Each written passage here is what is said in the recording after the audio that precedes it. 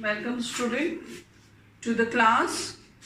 We'll continue now from the solutions where I left. Three types of solution I mentioned: isotonic, hypertonic,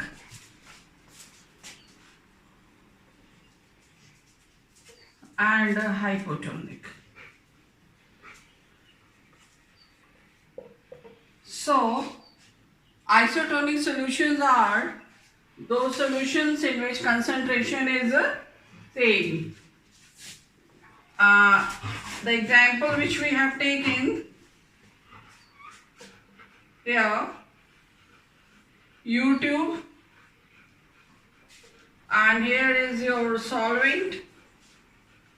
Here was the solution, and solving particles moved aside, you have seen, and time came when the vapor pressure in this arm and vapor pressure in this arm became exactly the same, and so then after some time, that time when it became same, osmosis was stopped, and at that time the solution was homogeneous in either arm, and also the concentration is also same, and such solution is called isotonic that you have seen. So now I'll make you understand hypertonic and hypotonic by giving you one example. Suppose you have a beaker, and in this you have semi-permeable membrane. Here you have solvent. Here you have solution 1, and this is the level. The whole process I will not explain to you again, but I'll just compare to explain to you hypertonic and hypotonic. So here again, this is here semi-permeable, a solvent is here, and here also we have a solution, and say this is solution 2. And you have to decide which solution, the two solutions we have to compare. Hypertonic and hypotonic terms, as I mentioned in my previous class, that these terms are comparative. So one solution 1 may be hyper with respect to this, or it may be hypo with respect to this. So how to know which one is hyper and which one is hypo, that we'll see here through the osmotic pressure. So in this case, you know that here we had P naught A, and here we had PA, vapor pressure of the solvent, and once osmosis started, level has risen, solvent particles have increased, so vapor pressure of the solution will also increase, and say the new vapor pressure, as we have seen in the previous class, it is PA dash. And we have considered that PA dash is greater than PA. Both are vapor pressure of the solution, but this is when the more solvent has traveled. So in this case, we will have a PA dash minus PA is equal to delta PA. This is for solution 1. So this pressure, which we have got the difference here, if this is stopping, this pressure is so much that it is stopping the phenomena of osmosis, then it will be called your osmotic pressure. Okay. Now, same phenomena will be over here, and in this case also we will have, this is for solution 1, and now for solution 2 we have PA. I take now double dash here. We have PA, initial vapor pressure of the solution, when solvent transferred, vapor pressure has increased of the solution, and we take a different symbol PA double dash. So PA double dash is also greater than PA. So Pa double dash minus Pa will be is equal to delta Pa for solution 2. So if this pressure which are there, this Pa double dash, if it is increase so much that it could stop the phenomena of osmosis, then this will be osmotic pressure. So if this is pi 1 and this is pi 2, osmotic pressure of first solution, osmotic pressure of the solution second. So now, how to decide which one is hyper and which one is hypo, that you see. If P dash A is greater than PA double dash. If this is greater than this. So if this is greater, what will happen? Pi 2 will be then, pi 2 will be greater than pi 1. Osmotic pressure of solution 2 will be more than what? Osmotic pressure of solution 1. So in such case, what is there? That the solution which has higher osmotic OPI, right? Osmotic pressure is hyper and opposite will be hypo. So you can say here that concentrated solution is hyper and comparatively dilute solution, the word has to be used comparative. Okay, concentrated and dilute. So dilute solution, which is in comparison to this, it is dilute, then dilute solution is a hypo. So hyper solution has got higher osmotic pressure and hypo solution has got lower osmotic pressure, and so isotonic solutions have a same osmotic pressure. So keeping this in mind, we move further to the aim of the chapter. First we will see that osmotic pressure is a colligative property. So Van 't Hoff, he said that what? All the gas laws, Boyle's law, Charles' law, and Hamilton's law, and real gas equation, that is, that all can be applied, all the gas laws can be applied to the dilute solution. In other words, dilute solution behaves as a gas. Who said? Van 't Hoff.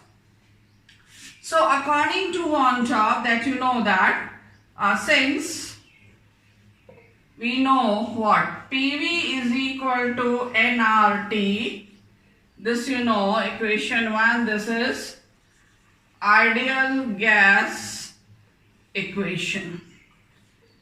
So if we apply this to the solution, when Van 't Hoff have applied to this solution, so this P, which is pressure, you know, when we talk for the gas, this is volume and this is number of moles, and this is gas constant, this is absolute temperature constant. So now here, when we apply this equation 1 to the solution, then pressure term is your what? Osmotic pressure. This can be written, if you write for dilute solution, then equation 1 can be expressed as follows. Who said that? Who did that? Von Top. So we have pi v is equal to nRT. What is pi? Pi is osmotic pressure, V is the volume, N is number of moles of the particles of solute in it, and R is the gas constant and T is the absolute temperature. So we will have pi is equal to N upon V RT. N upon V is what? Moles per liter or moles per volume, and which is molarity. And molarity is a concentration term. This is molarity, and molarity is a concentration term. R is constant, T will remain constant throughout the process.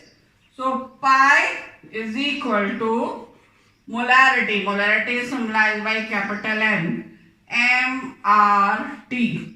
Let this be, this is equation 2, then this is equation 3. If these two are constant, then pi is directly proportional to molarity, which is concentration.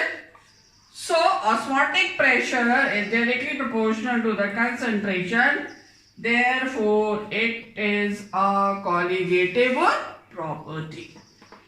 Now, since it is a colligative property, therefore we can find out with the help of RMM, relative molecular mass of the solute, MB. With the help of this colligative property, we can find out relative molecular mass of what? The solute B. So we can find out NB. So the formula we have, pi is equal to N upon V RT. So if you take this you can take B, and NB is equal to WB upon MB. So we can write WB upon MB into V into R into T is pi, and we have reached to the aim of the chapter. This is molecular weight of solute. So with the help of this colligative property, we can find out relative molecular mass of the solute. Numericals are there based on this. Okay. Now further we go. I'll explain to you now abnormal molecular mass. This is quite important for reasoning question.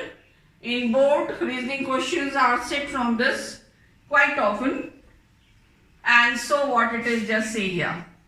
There are some substances like you can take benzoic acid, acetic acid. These are organic acid. There are many more you will be going across. When you calculate the benzoic acid formula is what? C6H5COOH. What is the formula of this? CH3COOH.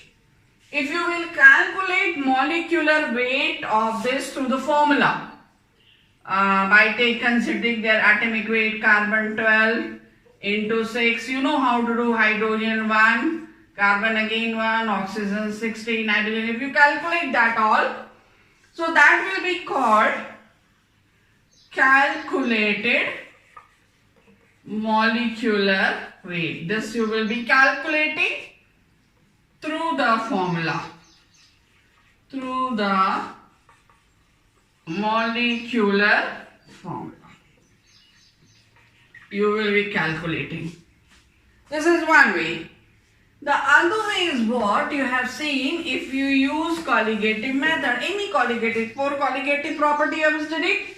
Relative lowering of vapor pressure, elevation of the boiling point, depression of the freezing point, and osmotic pressure. By any one of these four methods, if you find out molecular weight, so that will be experimental. This is calculated and also called normal molecular weight of substances. But if you calculate that, you find it out through the experimental, then it is called observed or experimental molecular weight. So benzoic acid molecular weight, if you calculate and if you find out through any of the colligative method, must be the same. But it is found that it is not same. It is seen that, and you will find that in your book also. If you will see example and you see the data, you will come to know that molecular weight of benzoic acid, what it is calculated through this method, through the formula, is this weight is just half the molecular weight what is calculated, found out through this experiment. So experimental molecular weight of benzoic acid is found to be just double the molecular weight what it is normally having. So this is different. So this observed molecular weight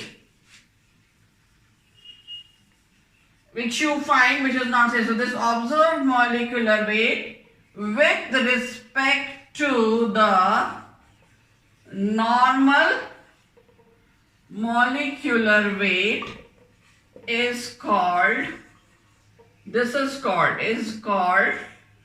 abnormal molecular weight. I hope it is clear to you what is abnormal molecular weight. When experimental molecular weight is different from the normal molecular weight what you calculate from the formula, then observed experimental molecular weight is said to be abnormal molecular weight. This is one example I gave you when molecular weight which is observed is more than the normal. If you take on the other hand a substance like sodium chloride, barium, nitrate or sulfate, ionic compounds, in their cases what this is found that their normal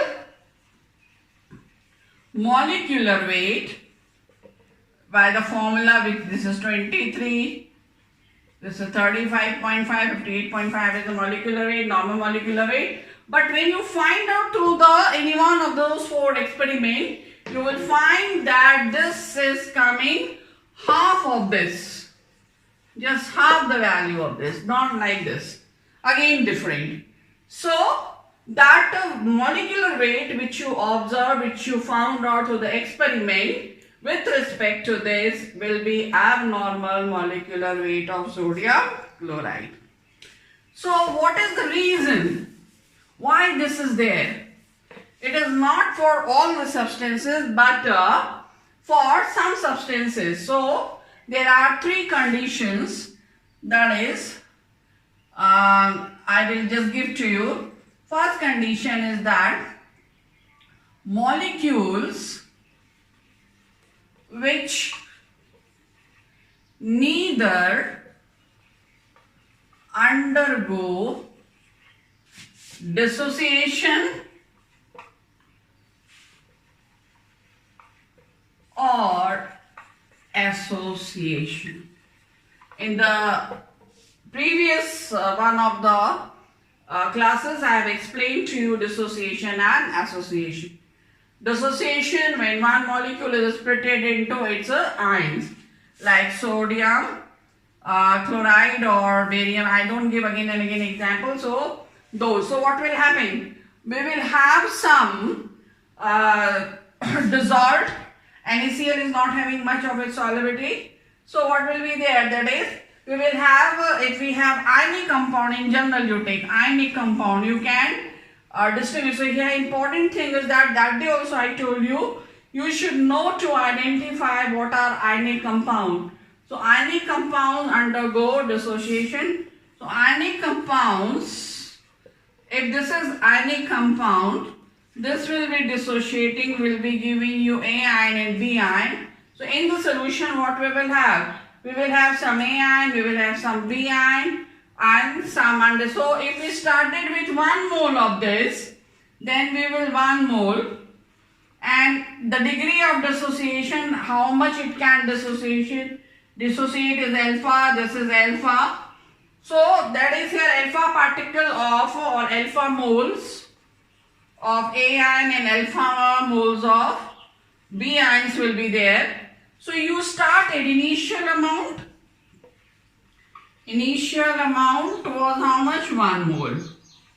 And after dissociation, when you have dissolved, solution is formed, we have got alpha moles of A ion, we have alpha moles of B ion, and there will be some moles of AB left over which have not turned into this. So how much is left over? 1 minus alpha. So we will have 1 minus alpha moles also of what? AB. So this is A plus ion, this is B minus ion, and this is some AB molecules. So if I cancel this and this, we will have 1 plus alpha. So we started with 1 mole and now we have 1 plus alpha moles. So what you see here, that is number of moles have increased when compound undergo dissociation. And if you take some polymers, example just now I gave you, like benzoic acid, what happened? This compound, if you start with n moles, then it will be forming a bigger molecule. If you start with 2 moles of benzoic acid, so you will have what?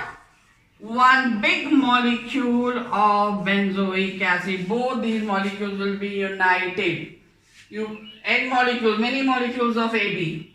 After, when you have dissolved it, they got cling to each other. They got clotted. And when they got clotted, cling to each other, then what happened?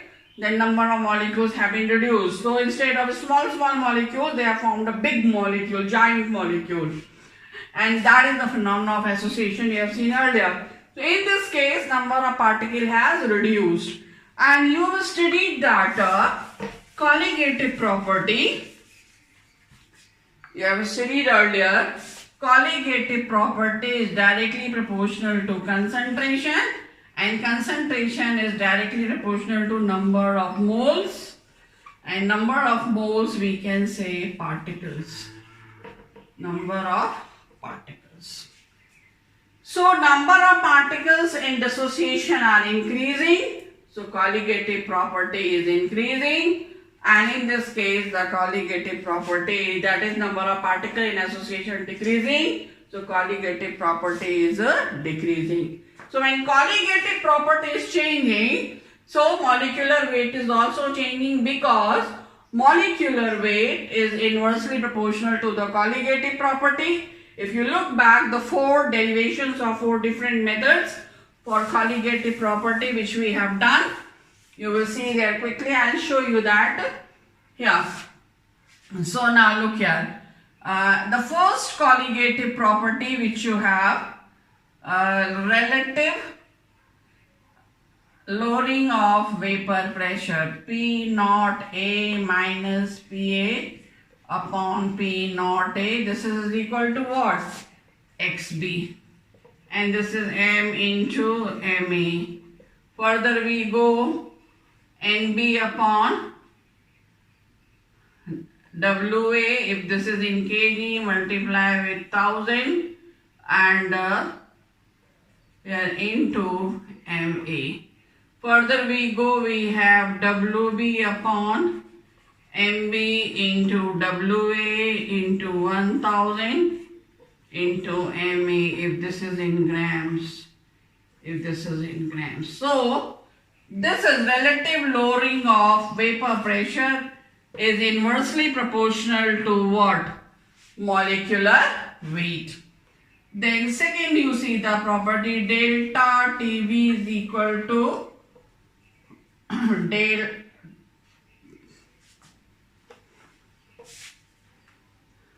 KB into M. You have done this. M is what? Just KB into NB upon WA. WA is in grams into 1000. And again further we write KB into WB into 1000 upon MB into WA. Elevation of the boiling point inversely proportional to this. So first we have P naught A minus PA upon P naught A inversely proportional to molecular weight. Then we got second property, delta TB is inversely proportional to MB. If you look back the formula, you will find delta TF is inversely proportional to MB. And today we have done for pi is also inversely proportional to MB. Remember these four relationships. One relationship I have told you. What is that? Colligative property is directly proportional to number of particles of solute in solution. These two relationships, your water, here I write, colligative property is inversely proportional to MB. These two relationships you always remember for reasoning question. No year is here exception when the question based on this is not asked. So remember that. So what do you see here? If they neither undergo dissociation or association, means what? Number of particles are not changing. If this will not change, this will not change. If this is not changed, then this will not be changed. Means what? If you calculate through the experiment molecular weight, it will be exactly like it's a calculated or the normal molecular weight. On the other hand, the second point, that is solution. Now I hope you must have understood. Second is the condition when solute undergoes association. So association means what? Number of particles are decreasing. Number of particles reduced. You have seen how. So colligative property is directly proportional to number of particles. Well, one thing. Second is what? Colligative property is inversely proportional to the molecular weight of solute. So when number of particles are reduced, this is reduced, this will be reduced. If this will be reduced, this will be increased. That's why molecules which undergo association, they will have their more molecular weight, their observed value of colligative property to find out this molecular weight will be more. Means what? Molecular weight, when you are finding out through the colligative property, that will be more than its normal molecular weight. Okay, clear? Now we come to the when solute undergo, third point, undergo dissociation. Dissociation. Dissociation means number of particles increased. If number of particles increase, same again 2 points you will have to write. This will increase, this is increasing, this will increase, this will increase, so this will decrease. So molecular weight of any compound which undergo dissociation. If you find out its molecular weight through colligative method, you will find that its molecular weight is less than its normal molecular weight. So this is, I hope, clear to you. What is the cause of the abnormal molecular weight? So now the question is this, then you must be thinking, then how we can calculate the correct molecular weight through colligative method. So want of has given a factor that is called want of factor, symbolized by small I. This is a ratio of what? Colligative property value or colligative property value through or observed value, right? Colligative property observed value, what you are getting through the experiment. Observed means experimental value. So you can write this as a experimental value, and the colligative property normal value, that is same colligative property, normal. So normally what you should get through the colligative property, and through the experimental what you should get. Okay, so what we can say, observed colligative property upon normal colligative property, the ratio of the two is I. Experimental colligative property upon what it is, calculated colligative, same colligative property you have to take. Okay, and you know that colligative property is inversely proportional to MB. You have written here I is equal to colligative property observed upon colligative property normal. Okay, so if this is reverse, so what it will be, we will have molecular weight observed and we will have molecular weight normal. So this will be what? I will also be is equal to what? Reverse if we write molecular weight normal upon molecular weight observed. I hope this will be clear to you. These are very important relationship for reasoning question and for the numerical. And now see here further.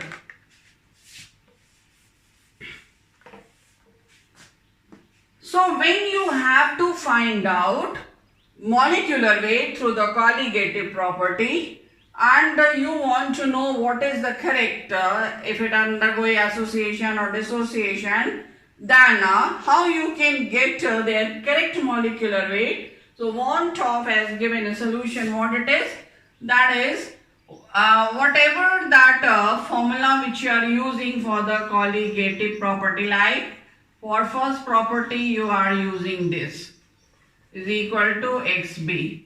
So multiply it with I. What is I? I have told you in terms of what? Colligative property and in terms of the molecular weight. This may be given in examination. This can be given in your water statement. In the statement you can calculate, given in the statement. You can calculate, this will be given. So if you have the second one, delta TB is equal to KB into M multiply with I.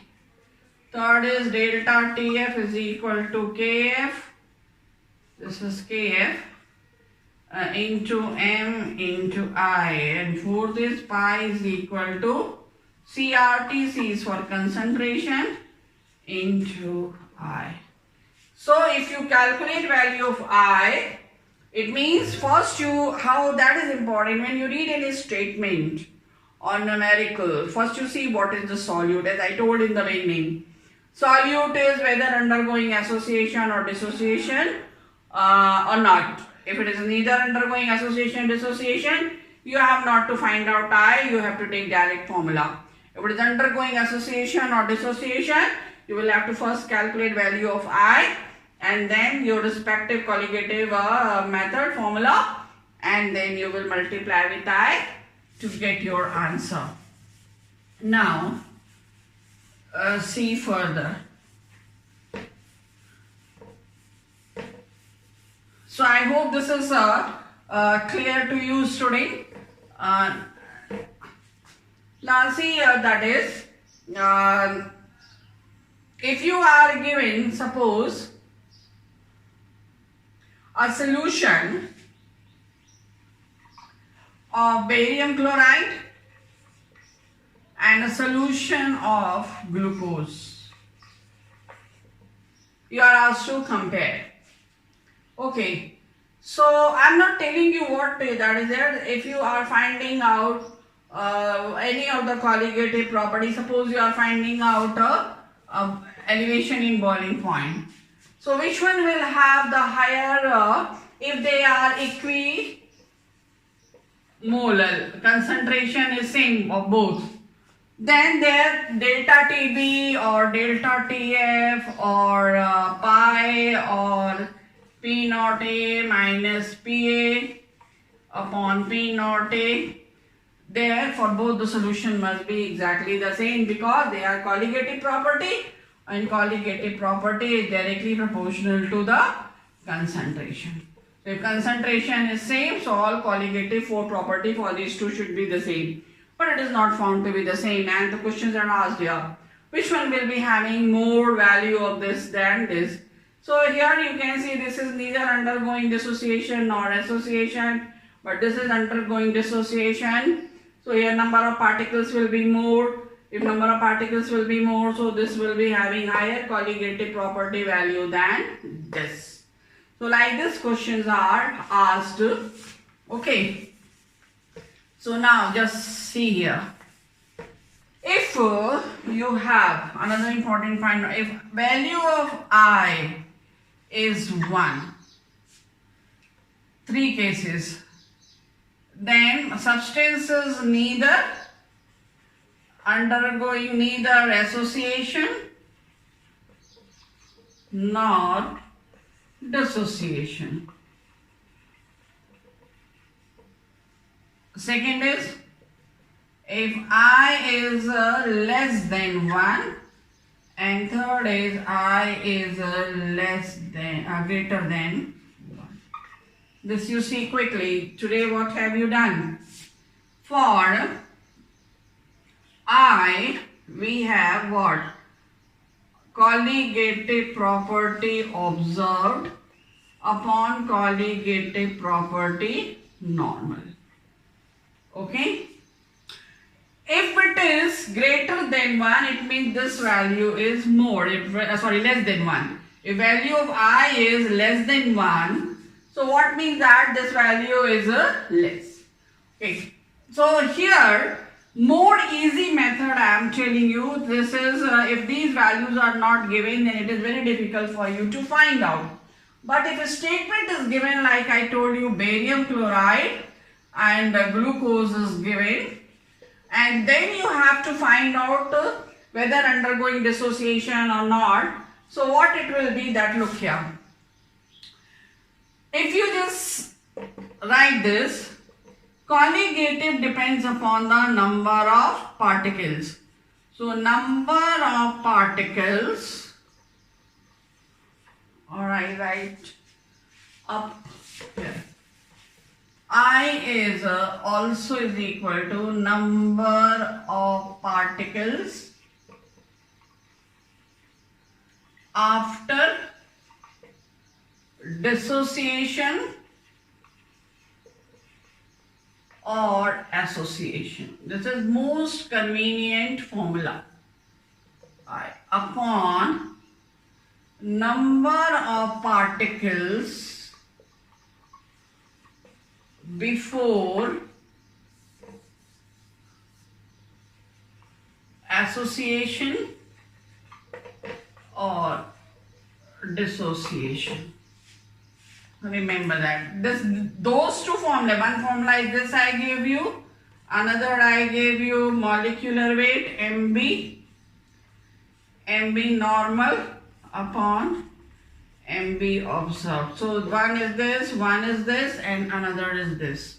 This is most convenient one. How that is?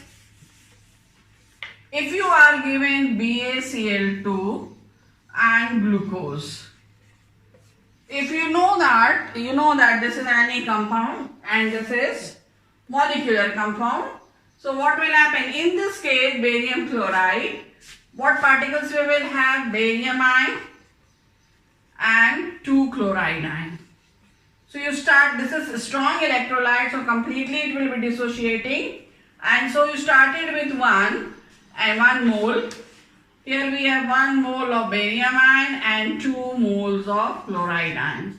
So how many particles we have? So dissociation. So I for BaCl2 will be what? Total particle is 3. 2 plus 1 is 3. And before dissociation we have just 1. So value of I is 3. So value of I is 3. So value of I is 3 means what? I is greater than 1. So when I is greater than 1, then the substance is undergoing what? Dissociation. Now see the case of glucose. Glucose is neither undergoing dissociation nor association. So particle before and after will remain 1 if you started with this. So for glucose, this will be 1 upon 1 is 1. So one condition we have when I is equal to 1. So when I is equal to 1, it is neither undergoing dissociation nor association. When I is greater than 1, then the substance is undergoing, solute is undergoing dissociation. And if you see the other example like benzoic acid, C6H5COOH, this is started with 2 moles and it has gone to just 1 mole. So this is 2 moles you started and here we have 1 mole. So what happened? Then I benzoic C6H5COOH, what it is? 1 upon 2. So value of I is what? Less. Third case, value of I. So first case is I is 1 is greater than 1 and third is I is less than 1.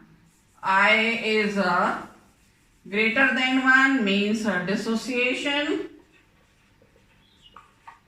and here it is association and here neither dissociation nor association. So remember that this is important for the reasoning question. So that's all, student.